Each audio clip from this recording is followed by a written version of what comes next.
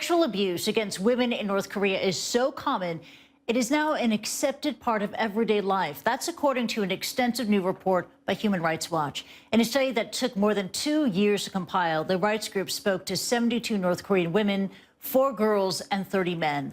All interviews were done outside the country and included dozens of sexual abuse victims who fled North Korea. A former police officer and a survivor herself told CNN that 90% of the women she knew had been sexually assaulted.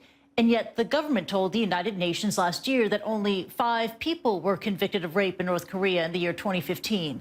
One sexual assault survivor summed it up this way, quote, "They consider us sex toys. We are at the mercy of men." Now, Phil Robertson, he is the Deputy Director of Human Rights Watch Asia. He joins me now live from Seoul. And Phil, thank you for joining us. Your report has disturbing accounts of widespread sexual abuse by officials in North Korea. Why is this happening? It's happening because there's a culture of impunity for officials. This is officials governing lockups, people who are regulating markets, even train conductors on trains. These are the sort of people that are taking advantage of women with complete and total impunity. The women are afraid to even report these abuses to the police because the police are part of the problem.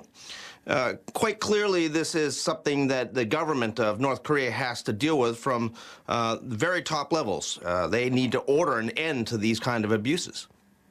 If a woman in North Korea refuses a demand for sex from an official, what would happen to her?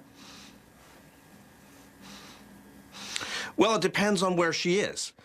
If she's in detention, she could face stress positions, she could face torture, she could face being sent to a forced labor camp.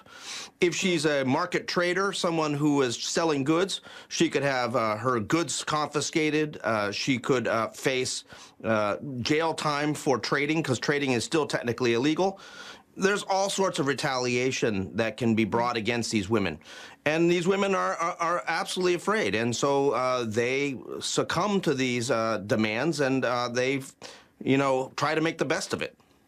So you're sounding the alarm with this report. And as this Human Rights Watch report is released, we know that relations between North and South Korea are warming. Does the South Korean government have any plan, any intention to press Pyongyang on this issue, this human rights issue? Well, they should, but, when we tried to meet with President Moon, he refused to meet with us. Our executive director is here. We sought a meeting, and we wanted to raise these issues. It would be very easy for him to raise these kind of concerns with the North Koreans.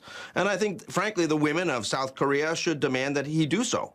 But we've not received much positive response from the South Korean government that they're going to take up this or any other human rights issues at the moment.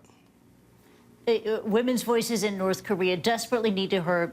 We thank you very much indeed for sharing your report and your findings with us. I was Phil Robertson of Human Rights Watch joining us live from Seoul. Now,